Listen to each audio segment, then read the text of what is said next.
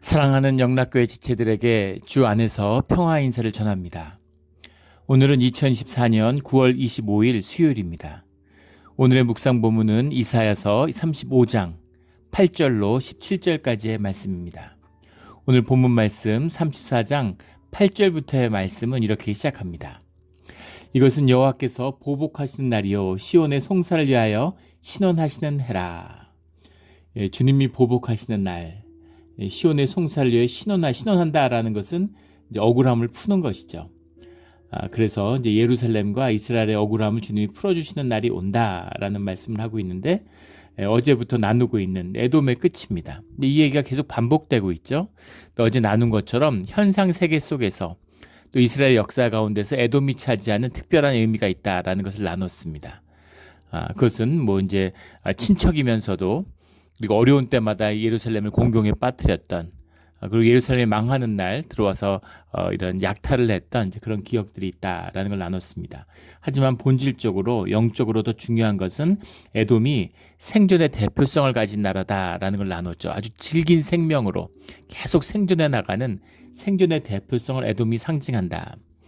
그런데 그 에돔의 끝이라고 하는 건 이제 주님의 구원이죠. 심판의 때와 연결되어 있는 메시지다라는 거죠. 생존이라고 하는 건 현상 세계잖아요. 현상 세계에서 살아남고 현상을 살아가는 이야기입니다. 근데 그 현상의 것들이 모두 끝이 나는 시간, 그것이 심판의 시간이고, 그 심판의 시간이 새로운 시간, 새 시간과 구원의 시작이 된다라는 걸 나눴습니다. 구원의 시작이라고 하는 것은 이 세상의 완전한 종말을 의미할 수도 있겠지만, 동시에 이 세상에서 새로운 시간이 열리는 것을 의미한다. 그래서 우리 가나안 땅 이야기를 했죠. 그래서 가나안에서 진멸이라는 단어, 어제 핵심 단어는 진멸인데 헤람 뭐 이런 단어죠. 근데 이 단어는 새로운 시간, 모든 옛 시간에 소속된 모든 것은 새로운 시간이 열릴 때 소멸하게 돼 있잖아요. 그래서 그런 소멸의 뜻을 담고 있고, 진멸도 그런 의미라고 그랬죠. 그래서 그 모든 것들, 그 시간에 속했던 모든 것들은 소멸하고 새로운 시간이 시작된다라는 의미가 들어있다라는 겁니다. 그래서 예루살렘의 멸망, 이스라엘의 멸망이라고 하는 것은 주님의 심판이고 또한 동시에 구원이 되는 거죠. 굉장히 역설적인 표현이에요. 그 이스라엘의 그 유대 전통이라는 것이 이제 서양사에 많이 녹아들었습니다. 헤브라이즘과 이제 헬레니즘이 서양 정신사의 양대 축이라고 그러죠. 특별히 이제 그 신비주의 이런 것은 거의 다 이제 유대교에서 나왔다고 보시면 돼요. 서양의 유대교 모든 신비주의는 뭐 별점부터 시작해서 뭐 관상부터 뭐 모든 것 전부 다 그 유대교에서 나왔다고 생각하면 됩니다. 요즘에 뭐 한국에서도 유행하고 이제 그 프랑스 같은 데도 굉장히 성행하죠. 그 유럽 같은 데 가보면 타로점이라고 뭐 들어보신 분 있을 겁니다. 타로점이라는 것이 이제 카드로 쓰는 건데 뭐 메이저 타로, 마이너 타로, 그래서 뭐 22장, 56장 또는 52장의 카드를 가지고 뭐 운명을 점치고 이런 거죠. 그 메이저 타로 카드 중에서 그 하나님의 집, 아버지의 집 또는 구원의 집이라고 상징되는 카드가 있어요. 근데 그 카드의 그 그림이 중요한 것이죠. 뭐 이제 그런 걸 영향받아가지고 그런 걸 흉내내서 뭐 이제 제자 훈련하고 하는데, 그 그림 카드 같은 걸로 이제 타로 카드처럼 만드는 유대인들이 하던 짓을 이제 따라 하는 거죠. 그래가지고 뭐 이렇게 성경의 제자 훈련 같은 걸 카드로 만들어서 하고 뭐 그런 것도 본 적이 있습니다. 그런데 그 구원의 집, 아버지의 집의 상징 카드가 번개를 맞아서 지붕이 날아가는 집 그림입니다. 아주 재밌죠. 집이 하늘에서 번개를 맞아서 지붕이 날아갔어요. 근데 그게 어떻게 구원의 집입니까? 망한 집이지. 심판의 집 그래야 될 것 같은데 그게 아버지의 집이 되고 그게 구원의 집이 되는 거죠. 그래서 아버지의 번개를 맞는 게 구원이에요. 예수님이 말씀하신, 사람이 돌 위에 떨어지면 부러지지만 돌이 사람 위에 떨어지면 가루가 된다라는 말씀이죠. 그래서 우리가 말씀 위에 떨어져야지, 말씀이 우리 위에 떨어지면 안 되는 것입니다. 그것이 우리가 말씀을 만나는 비밀이죠. 주님의 심판이 곧 구원이다. 주님의 심판이 보복이고 동시에 우리를 향해선 신원이 된다.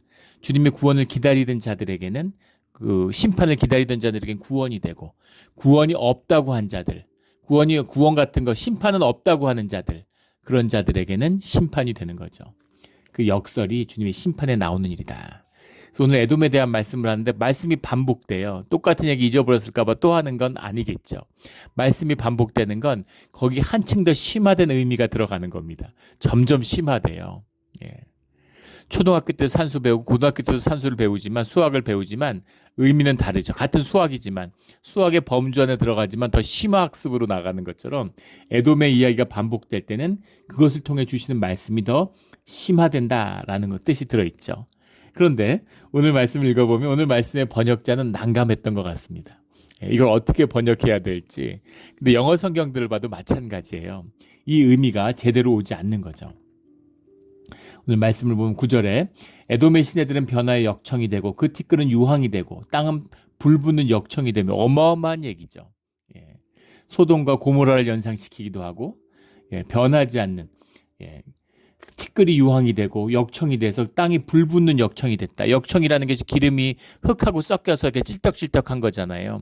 거기에 이미 그 시절에 그보다 더 오래된 시절부터 이미 그 중동 지역에 그런 게 발견됐던 거죠. 거기에 불이 붙으면 꺼지지 않는 겁니다.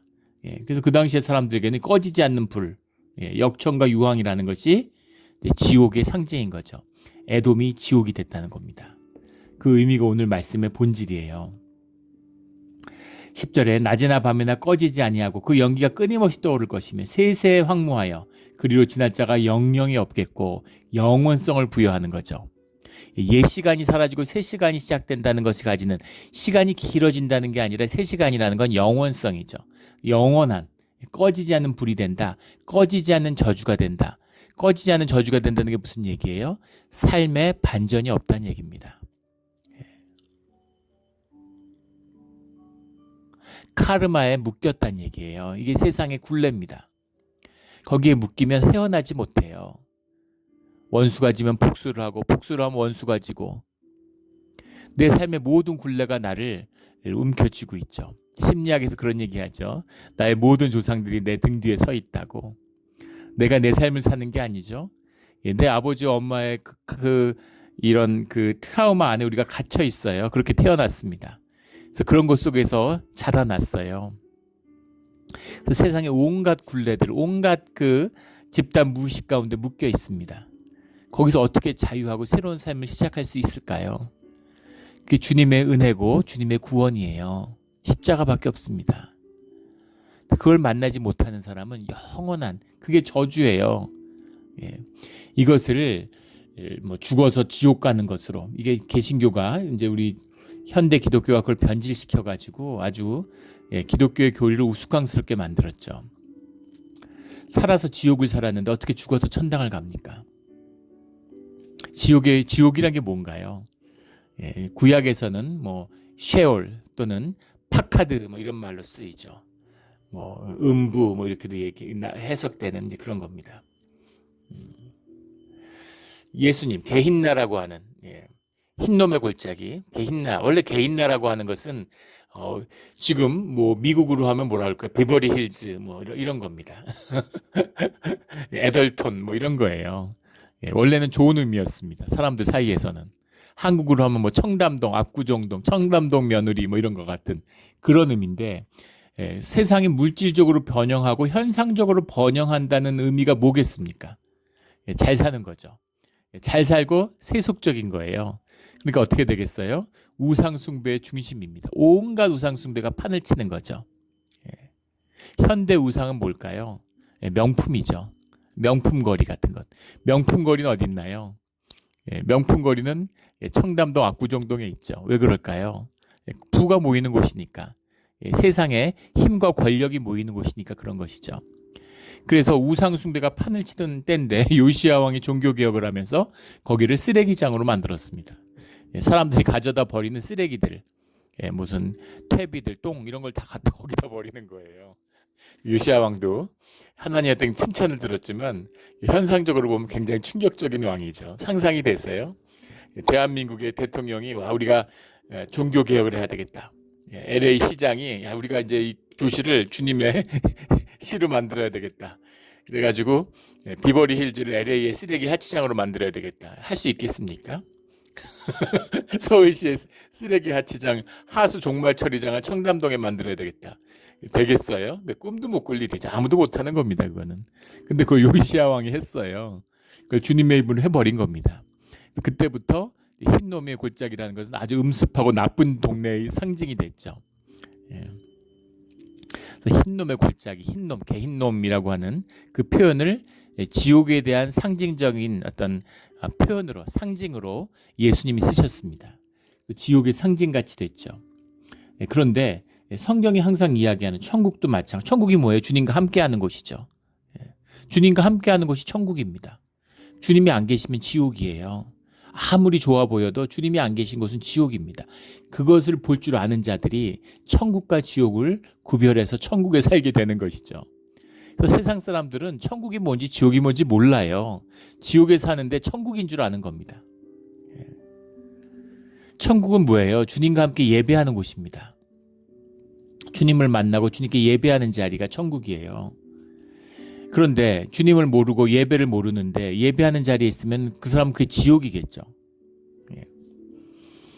노래방, 저는 노래방은 별로 안 좋아하는데 가본 적도 거의 없습니다. 안 가본 지도 벌써 한 3, 40년 가까이 된 것 같아요. 근데 노래방을 가면 저 같은 사람은 노래방이 나쁘다는 얘기를 하려는 게 아닙니다. 노래방이 일단 어두컴컴한데 제가 어두운 걸 별로 안 좋아하고, 그래서 좁은 거, 칸막이 된데 이런 걸 별로 안 좋아합니다. 예. 시끄러운 것도 안 좋아해요. 그리고 제가 제일 안 좋아하는 건 담배 연기인데, 예. 요즘에는 그 안에 실내 금연 안에 담배 연기 안 난다는 얘기도 들었는데, 예전에는 담배를 피니까 그 안에 담배 연기가 안 빠지잖아요. 시끄럽지, 담배 연기 있지, 좁지, 복작복작하지, 어둡지. 예. 그래서 저한테는 진짜 최악의 장소였습니다. 예. 노래방 가는 거 진짜 싫어했는데, 예수님 믿기 전의 얘기죠. 그때도 아주 싫어했어요. 근데 노래방 좋아하는 친구들이 있습니다. 매일 노래방 가고, 코인 노래방 요즘엔 동전하고 이렇게 개인적으로 노래 부르는 것도 있다 그러는데, 시간 나면 그러다가 노래 부르는 거 좋아하는 분들 있죠. 예. 그러니까 노래방이 좋은 사람이 있어요. 노래방을 싫어하는 사람이 있어요. 그러니까 노래방이 좋고 나쁘고 아니라 사람에 따라 다른 것입니다. 예. 에돔이 지옥이 됐는데 진짜 현상적으로 역청이 되고 꺼지지 않는 불이 영원히 타고 있나요? 아닌 거 아시죠? 예, 하지만 생존의 세계는 지옥이다라는 말씀이 핵심입니다. 예, 아무것도 아니니까. 예, 생존의 세계는 잠깐 살다 마는 거잖아요. 예. 군대 생활하는데 내무반장 됐어요. 군대에서 잠깐 있는데 내무반장 되면 거기서 그 좁쌀 같은 권력이 얼마나 큰지 모릅니다. 예, 막 거기서 권력을 향유하죠. 예, 한국 남자들이 뭔가 정신적으로 타락하든가 깨어지는 그런 중요한 순간이죠. 예, 그런데 잠깐 있는 거잖아요. 예, 제대해야지. 거기서 내무반장 한다고 계속 있으면 어떡하겠습니까? 그런 의미라는 거죠. 현상의 세계에 대한 종말의 의미가 오늘 말씀의 본문의 핵심입니다. 이거를 제대로 보지 못하면 이걸 굉장히 현상적인 의미로 다루는 거예요. 그렇게 보면 주님의 말씀이 뭐가 성취됐어요? 성취도 안 됐는데 이렇게 보이는 거죠. 예. 에돔이 망하기는 예루살렘이 먼저 망했는데, 예. 그렇게 보이는 거예요. 근데 예루살렘이나 눈앞에 보이는 예루살렘이나 보스라가 중요한 게 아니라는 겁니다. 예. 주님을 잃어버린 현상 세계가 곧 지옥이다라는 말씀이 오늘 본문의 핵심인 거죠. 이 말씀의 의미를 알아야 11절부터의 말씀이 왜 이렇게 장황한가, 그리고 마지막 16절, 17절의 말씀의 어려움을 이해할 수 있습니다. 11절에 보면 당하새와 고슴도치가 그 땅을 차지하며 부엉이와 까마귀가 거기에 살 것이라. 여호와께서 혼란의 줄과 공허의 줄을 들이우실 것이라. 지금 역청과 유황으로 타지 않는 곳이 됐는데 당하새와 고슴도치와 까마귀가 어떻게 삽니까? 무슨 말씀인지 아시겠죠? 그것도 또 재밌는 게, 여기 지금 이걸 어떻게든 현상적인 폐허의 의미로 이해하기 위해서 그렇게 윤색을 많이 했어요. 당하새, 고슴도치, 카트, 키퍼도 이런 말인데, 이런 말이 당하새, 고슴도치, 당하새라는 게 펠리칸이죠. 이제 그런 의미가 아닙니다. 예, 그런 의미일 리가 없죠. 여기 나오는 본문 중에서 부엉이도 마찬가지고, 까마귀 말고는, 까마귀는 뭡니까? 지옥의 상징이죠. 예. 예, 까마귀라는 것, 이 크로우가 이제 그런 마귀의 메신저, 이런 역할을 하는 거예요. 신적인 메신저. 이상하게 까마귀는 다 그렇습니다. 꼭 나쁜 의미는 아니에요. 근데 동서고금을 만론하고 까마귀라고 하는 게 태양 신화와 관련돼 있죠. 예. 그 금오 신화, 중국의 그 동아시아의 금오 신화라고 하는 것. 예. 그 원래 태양이 하나님의 신의 아들인데 신의 아들들이 10아들이 있었는데 세상이 신기하고 재밌으니까 자꾸 구경 나오는 거죠. 태양이 10개 뜨니까 사람들이 어떻게 살겠어요? 힘들어서 죽을 고생인 거죠. 그래서 한 사냥꾼이 그 화살을 가지고 가서 이제 그 신의 아들들 태양들을 쏴서 죽였다는 거 아니에요? 그 태양의 화살을 맞고 다 죽였는데 다 죽으면 사람들이 살 수가 없으니까 하나만 남겨둔 거죠. 그래서 화살 하나를 숨겨놨다는 거예요. 이 동아시아의 독특한 신앙입니다. 민중신앙 뭐 이런 신화 이런 거하고도 연결돼 있죠. 태양을 잡을 수 있는 힘이 사람들에게 있는 거예요. 사람이 그 화살을 들고 있는 거죠. 근데 중요한 것은 지금 오늘 맥락에서는 활을 맞고 떨어져 죽은 태양이 까마귀가 됐다는 겁니다. 그래서 까마귀가 신의 계시를 전달하는 거죠. 그 신무 동정 신화라고 있죠. 일본의 신무 동정 신화가 일본에서 굉장히 중요한 신화인데 그 신무 천황이 이제 동정을 하는데 그 일본을 이제 사실은 도레인들 우리 한반도에 있는 우리 조상들이 일본에 넘어가서 큐슈 북부서부터 쭉 정복해 가는 거잖아요. 이렇게 일본의 역사입니다. 그 신무 천황이 일본의 열도를 정복해 나가는 이야기인데 그것을 인도하는 게 까마귀죠. 까마귀라고 하는 것이 그런 신적인 걸 상징하고 있어요. 그리고 까마귀가 이제 그 시체를 먹는다 이제 이런 이야기들이 이제 오래 전해지면서 사실 무엇도 다 먹죠. 부엉이도 마찬가지고. 그래서 여기 나오는 것들은 모두 다 지옥을 표현하는 그런 표현들입니다. 혼란의 줄과 공허의 추를 들이실 줄과 추라는 것은 건축을 할 때 쓰는 도구죠. 근데 줄과 추가 혼란과 공허, 무너지는 것, 세워지지 않게 하는 것, 혼란과 공허를 만드는 그것으로서의 줄과 추가 드리워져 있다. 그러니까 모든 것이 파괴고 모든 아노미 상태에 있는 그걸 말해주고 있는 거죠. 12절에 그들이 국가를 이루려 하여 귀인들을 부르다 아무도 없겠고 모든 방백도 없게 될 것이요. 예. 현상적인 모든 게 다 무너지는가. 그 질서가 모두 무너진 세상이 된다. 예. 13절, 14절인데 오늘 말씀의 핵심 어휘는 14절에 나오는 올빼미입니다. 이걸 올빼미라고 해석을 해놨는데 14절에 들짐승이 이리와 만나며 수렴소 그 동료를 부르며 올빼미가 거기서 살면서 쉬는 처소로 삼으며 올빼미라고 하는 게 이제 리리트라는 말이에요. 근데 리리트라고 하는 말은 이 서양에서는 역사에서 굉장히 중요한 이제 이 단어입니다. 리리스라는 게 뭐 여기 이제 이것을 번역을 어떻게 할지 여기 올빼미라고 해석한 것도 상당히 이제 코믹하죠. 예, 근데 보면 뭐 영어 성경에 찾아봐도 뭐 RSV는 이제 상당히 이제 직역을 하는 데인데 거기는 밤마녀 이렇게 이렇게 써놨어요. 밤마녀, 밤의 마녀라고. 예. 리빙 바이블 이럴 때는 뭐 밤괴물, 뭐 NIV도 밤짐승, 뭐 나이트 비스트, 나이트 몬스터 뭐 이런 식으로 써놨습니다. 예. 근데 리리트라는 게 이제 여자의 마녀죠. 예, 뭐 여러 가지 선화가 많습니다. 뭐 이 얘기만 1년도 할 수 있을 거예요. 그래서 이제 어떤 그런 마귀적인 힘, 세상 가운데 공중 권세자와 마귀적인 힘을 여성성으로 표현하는 게 많습니다. 그래서 이제 밤마녀가 된 거죠. 예, 뭐 이제 뭐 일설에는 그 유대인들이 만든 일설에 보면 그 하와가 죽어서 리리스가 됐다 뭐 이런 얘기도 있고, 근데 그건 굉장히 나쁜 의미죠. 남성 본위의 그 오름과 정의 있는 남성성을 표현하고 그것을 뭐 유혹하거나 무너뜨리는 죄의 유혹을 하와가 아담을 무너뜨려 똑같은 거죠. 부부가 한 동일심동체인데 누구 책임이 어디 있겠어요. 그런데 그걸 여성성으로 상징하는 그런 전통 가운데에서 리리스라고 하는 것을 남성을 유혹해서 그 질서를 무너뜨리는, 가정을 무너뜨리는 이제 그런 유혹하는 리리스라고 하는 것이 이제 그 마귀의 상징이죠. 앞에 나오는 그럼 수렴소가 왜 나왔는지를 알 수가 있죠. 수렴소와 올빼미 다 짝을 이루는데 수렴소와 올빼미가 이게 말이 됩니까? 현상적으로 읽으면 이게 무슨 소린가 싶죠. 수렴소라는 것은 사이르라는 말인데 이것은 남자 마귀의 상징입니다. 예. 남자 마귀의 상징이죠. 우리 아까 얘기했던 타로 카드도 그렇고 서양의 전통에 보면 마귀들을 항상 염소로 표현합니다. 염소로 표현하는 염소의 뿔 이런 것이 이제 그 염소라는 것이 저항의 상징이잖아요. 순종을 안 하는 이제 이런 그 말을 안 듣는 이게 염소의 상징입니다. 재밌는 것은 양떼를 키울 때 양떼 사이에 염소를 몇 마리 섞어서 키우죠. 주님의 기가 막힌 섭리와 통하는 겁니다. 양들은 자꾸 뭉친다고 그래요. 자꾸 뭉쳐서 하도 뭉쳐가지고는 질식을 해서 죽는데요. 양들이 막 수천 마리씩 몰려다니니까. 예.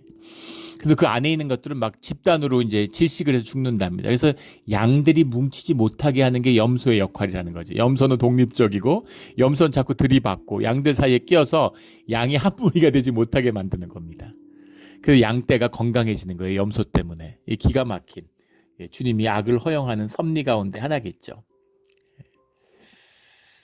양떼 가운데 염소가 몇 마리 있어야지 염소 반 양 반 이러면은 그러면 이제 그 양떼가 완전히 붕괴되는 거죠. 이렇게 되는 거예요. 교회도 마찬가지죠. 양의 무리, 목자. 목자의 뜻을 이루어 주는데 염소는 무슨 짓 하는지 모르지만 지 욕심대로 하지만 지 에고대로 하는 거죠. 하지만 교회 공동체를 건강하게 만드는 역할을 하는 겁니다. 주님의 뜻 가운데서. 그렇게 되는 거예요. 염소가 너무 많으면 양무리가 붕괴되는 거죠. 그런 뜻이 들어있다. 근데 수염소와 올빼미가 거기 살고 있다는 건 무슨 얘기예요? 여기가 지옥이라는 얘기입니다. 수염소와 올빼미가 짝을 이뤄서 살고 있어요. 그러니까 어떻겠습니까? 어떻겠어요? 리리트라는 말이 뭐를 이제 라일, 라엘라, 여러 가지 뜻으로 쌓인 다 밤이란 뜻입니다. 빛에 대한 어둠, 낮에 대한 밤, 밤은 어둠의 시간이잖아요. 지옥의 시간, 죽음의 시간, 상징이 밤이죠. 그래서 리리트라고 하는 것이 이제 뭔가 여성 악마의 상징처럼. 근데 사실은 마귀가 여성, 남성이 있다는 게 천사도 남성, 여성으로 표현되기도 하지만 그게 무슨 의미가 있겠어요? 혈육이 아닌데 우리가 생각하는 남녀의 의미는 아니겠죠. 그러니까 남성성과 여성성으로 상징되는 부정적인 여성성과 부정적인 남성성의 상징이 염소와 리리스로 표현이 되는 거죠. 그런 의미입니다. 이걸 이제 왜 이렇게 기독교에서 난감했을까? 이게 이제 귀신들의 얘기이기 때문에 그래요. 근데 귀신이란 얘기를 이제 입에 담는 걸 꺼리는 거죠. 근데 우리 성경을 보면 알 수 있겠죠. 예수님이 귀신을 쫓고 사도 바울이 귀신을 쫓지 않습니까? 그 존재를 어떻게 부정할 수 있겠어요? 그런데 귀신의 존재를 난감해하는 이유는 이것이 이제 마귀 사탄과 어떻게 관련이 있느냐 이런 겁니다. 근데 마귀 사탄은 성령하고는 다르죠. 성령 하나님은 한 분이시지만 물론 마귀도 그런 흉내를 내지만 마귀 사탄은 분열되어 있는 겁니다. 나쁜 뜻 가운데 협력할 수는 있지만 기본적으로 독립적이에요. 우리 계시록을 보면 알겠지만 천사의 3분의 1이 벌을 받고 땅으로 떨어진 거 아니겠습니까? 그렇기 때문에 그 안에 다양한 위계가 있다라고 하는 것을 이제 볼 수 있겠죠. 그렇게 이해한다면 귀신이 와서 귀신을 쫓는 게 이상할 것도 없겠죠. 그렇게 하지만 다 결국엔 한 통속이다 하는 것을 이제 보게 되는 겁니다. 13절도 마찬가지죠. 그 궁궐에는 가시나무가 나며 그 견고한 성에는 엉겅퀴와 새품이 자라서 새품이라고 해석했는데 호악, 브램블스 이런 말인데 자라서 승냥이의 굴과 타조의 처소가 될 것이며 승냥이로 해석한 것도 이제 이게 바들이 이런 말인데 이 승냥이라는 것도 승냥이라고 해석된 거 이게 타님이라는 말이네. 타님이라고 하는 말이 우리 타님이 뭐예요? 시몬스터잖아요. 우리 바다괴물 나올 때 바다괴물이 타님입니다. 그리고 근데 여기서 또 승냥이라고 해석했어요. 왜 승냥이라고 해석했을까요?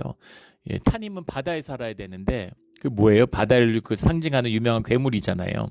그런데 왜 이것이 육지에 있을까? 육지 바다 이런 얘기가 아니죠. 에돔이나 예루살렘의 이야기가 아닙니다. 현상적인 게 아니라 본질적인 이야기를 하고 있는 거라서 그런 거예요. 마귀의 땅입니다. 마귀의 놀이터예요. 타님이 타님이 돌아다니 타님을 승냥이라고 했는데 타조도 마찬가지죠. 타조라는 것도 야나흐라는 말인데 야나흐라는 말이 그리드 탐욕이라는 말입니다. 탐욕의 상징이죠. 그래서 바다 괴물과 타조가 함께 산다는 게 이게 말이 돼요, 현상적으로. 그러니까 이걸 승냥이로 맞췄는데 이렇게 해석을 하면 안 되겠죠. 근데 그냥 해석을 하면 이게 도대체 무슨 말이야? 도저히 읽어도 말이 안 되니까 말이 되도록 만든 겁니다. 예, 근데 이게 말이 안 될 수밖에 없죠. 현상의 얘기가 아니기 때문에 그래요. 직관적이고 본질적인 이야기이기 때문에 그렇습니다. 그러니까 바다 괴물이고 탐욕을 상징하는 무언가 이제 이 시대의 사람들 읽으면 뭔지 알았겠죠. 예, 야나흐가 뭔지를 알았을 겁니다. 무슨 괴물이었겠죠, 물론. 예, 그런 탐욕을 상징하는 우리식으로 얘기하면 악귀. 예. 타조라고 하지 말고 악귀라고 해서 악귀가 뭐예요? 지배를 채우려고 먹다가 배가 터져 죽은 귀신이잖아요. 탐욕의 상징이 우리가 악귀라고 그러는 것처럼 야나흐라고 하는 유대인들이 야나흐라는 건 탐욕의 상징이다 이렇게 볼 수 있겠습니다. 예, 그게 현상의 세계다라는 거죠. 예. 15절도 마찬가지죠. 부엉이가 거기에 깃들고 알을 낳아서 부엉이라고 해석을 했는데 예, 키포부즈라는 말입니다. 키포부즈가 뱀이에요. 예, 뱀이 깃들여서 그 나무에다가 알을 낳았다는 거죠. 끔찍하죠. 예, 얼마나 끔찍한 곳인지. 예, 솔개들도 각각 짝과 함께 거기 모이리라. 솔개라는 것도 이제 다이오트라는 말인데 다이오트라는 것이 이제 솔개라고 해석했는데 시체들을 먹는 새들이죠. 예, bird of prey 뭐 이렇게 보통 시체를 먹는 새들입니다. 죽음이 가득한 시체가 가득한 곳입니다. 예, 거기에 막 뱀들이 알 까고 와서 새들은 시체 뜯어 먹고 있고 뭐 바다 괴물도 다니고 거기에 막 남자 마귀 여자 마귀들 막 거기 돌아다니고 막 이런 거예요. 상상이 돼 지옥입니다. 그런데 한번 생각해 보세요. 우리가 현상 세계에 사는데 성경에 말씀하고 있잖아요. 예. 거짓의 아비, 공중 권세 잡은 자, 세상의 왕. 그래서 이 대기권 밑에 있는 유대인들이 생각하는 삼층천이죠. 우주와 별의 세계가 있고 하나님이 계시는 그런 천사들이 있는 삼층천이 있고 우리가 사는 이 대기권, 이 일천의 세계, 이 세계는 마귀가 공중의 권세를 붙들고 그들이 마음대로 휘두르는 주님이 위임해준 땅입니다. 그걸 우리가 살고 있어요. 그런데 그것이 주님이 우리에게 오셔서 우리와 함께 해주실 때 우리가 이런 세상 가운데 현상 세계 가운데 주님의 통치를 받고 주님의 은혜와 평강을 누리고 주님의 축복 속에서 언약 속에서 살아가는 천국을 이 땅 위에 산다는 겁니다. 뿐 아니라 우리가 그 땅을 지켜야 하는 책임성을 가지고 사람이 책임성과 선택과 책임성이 있어야 인격이 되고 인격이 자라죠. 그래서 우리가 주님의 장성한 분량, 영원한 천국 백성이 되는 그 장성한 분량으로 자라는 시간을 이 땅에서 악에 흥황하는 이 땅 가운데에서 이루어가게 하신다라는 거죠. 그래서 군대 유격 훈련 받는 걸 생각하시면 돼요. 악마 조교가 있잖아요. 예. 그것이 우리 현상 세계다 하는 얘기입니다. 그래서 죽어서 천국 가는, 지옥을 살았는데 죽어서 천국 가는 일은 절대 없어요. 살아서 천국을 사는 사람들이 죽어도 계속 천국에 있는 겁니다. 그게 생명의 비밀이죠. 나무도 다 죽어요. 열매도 다 죽습니다. 다 썩어요. 그런데 씨앗은 썩지 않죠. 물론 씨앗도 뭐 썩히려고 하면 썩힐 수 있겠지만 씨앗이라는 거 우리 그 애굽에서 발견된 4,000년 된 씨앗을 다시 밀을 싹을 틔우고 이런 것들 과학뉴스에 나오잖아요. 씨앗은 열매와 뭐가 다릅니까? 씨앗은 나무와 줄기와 뭐가 다른가요? 씨앗은 뿌리와 뭐가 다른가요? 씨앗은 생명을 잉태하고 있기 때문이죠. 이게 우리의 생명이에요. 다 썩어지는 것 안에 생명을 잉태하고 있는데 그 생명은 죽지 않는 것이죠. 오늘 본문의 말씀을 이제 제대로 만난 분이라면 16절, 17절 말씀을 큰 어려움 없이, 어렵지만 그래도 이제 받아들일 수 있습니다. 16절에 보면 그의 영이 이것들을 모으셨습니다. 앞에 나왔던 올빼미, 타조, 승냥이, 뱀 이런 거 다 솔개 다 모았어요. 주님이 이걸 모으신 분이 주님이십니다. 17절에 여호와께서 그것들을 위하여 제비를 뽑으시며 그의 손으로 줄을 띄어 그 땅을 그것들에게 나누어 주셨으니 그들이 영원히 차지하며 대대로 거기에 살리라. 가나안 땅을 나누어서 분깃으로 주시는 그 모습이 상상이 되죠. 땅은 주님의 것이죠. 근데 주님이 그 땅을 승냥이와 올빼미들에게, 부엉이 솔개들에게 나누어 주셨다. 거기서 걔네들이 영영히 산다, 이 얘기입니다. 이게 지금 말이 안 되죠. 예. 이거를 받아들이기가 어려운 겁니다. 그래서 이 얘기를 1년 동안 이거를 해도, 그 강해로 해도 다 하지 못할 거예요. 네. 주님이 어떻게 악을 허용하실 수가 있어? 어떻게 주님은 선하신데 선 가운데 악이 나올 수 있어? 예. 도대체 정확히 마귀의 위상은 뭐야? 예. 이런 거죠. 예, 우리 이사야 지금 34장도 마찬가지지만 우리 욥기 읽어도 마찬가지죠. 처음에 성경 읽으면 충격받습니다. 예. 교리적으로 익숙해져 가지고 다 안다고 생각하니까 그냥 묵상이 안 돼서 그렇지, 묵상을 하면은, 말씀을 읽으면 정말 어려워지죠. 예. 주님이 마귀하고 같이 동역하시는 것처럼 보여요. 마귀가 주님의 참모입니다. 뭔가 이게 도대체 그런 생각을 하게 되는 거죠. 예.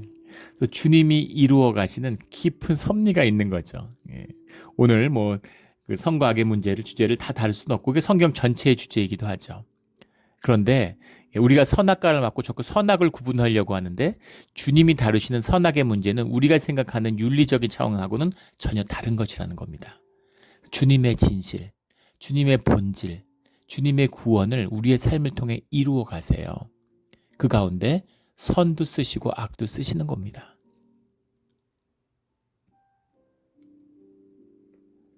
그래서 우리가 이 삶 가운데 지옥을 사느냐 아니면 천국을 사느냐는, 이것은 주님께 달린 일이고 또 우리에게 달린 일입니다.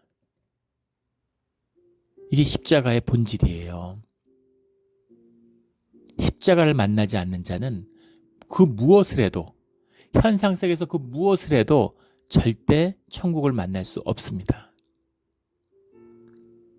내 욕심, 오늘 내가 시몬스터예요. 내가 리리스입니다. 내가 수렴소예요. 어떻게 천국을 삽니까? 내가 공동체를 파괴하는데, 아름다운 공동체에 내가 들어가면 공동체가 파괴되는데, 아름다운 가족 가운데 내가 있으면 가족이 원수지는데, 어떻게 내가 천국을 살아요? 그 천국을 만나게 되는, 그걸 풀어내는 비밀이 십자가고, 그 십자가를 만나기 전까지는 내가 무슨 짓을 했던 종교의 거짓에 불과합니다. 내가 숨 쉬는 거 말고 다 가짜예요. 주님이 진실되라고 하는, 진짜가 되라고 하는 그 말씀 속에는 깊은 비밀이 있는 겁니다. 오늘 굉장히 깊은 말씀이죠. 그냥 읽으면 아무것도 아닌 얘기 같아요. 그런데 굉장히 나누려고 들면 끝도 없는 얘기가 되겠죠. 예, 이걸 만나야 됩니다. 예, 우리가 사는 세상이, 현상이 지옥인 걸 알아야 돼요.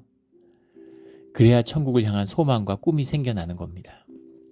우리 말씀을 만나서, 묵상이 주님의 말씀을 만나서 말씀 위에 떨어지는 그런 우리 모두가 되기를 예수 그리스도 이름으로 축원합니다. 아멘. 기도드리겠습니다. 하나님 아버지, 감사합니다. 주님이 계셔서 소망이 있고 주님이 계셔서 꿈이 있습니다. 우리가 비록 고난의 길을, 좁은 길을, 광야의 길을 걸어가지만 주님이 함께해 주시니 우리가 자라나고, 우리가 감사하고, 우리가 은혜가 있고, 우리가 인내를 배우고, 우리가 사랑을 나누고 주님과 함께 있으므로 돌아보니 우리가 천국을 살았음을 주님 앞에 감사합니다. 주님이 안 계셨으면 저의 인생도, 저희들의 공동체도, 어디도 다 지옥이었음을 이제는 압니다. 주님, 끝까지 천국으로 가게 하여 주시옵소서. 천국을 사는 오늘 하루, 매일매일 하루 영원히 되게 하여 주시옵소서. 감사하며 예수 그리스도의 이름으로 기도드렸습니다. 아멘.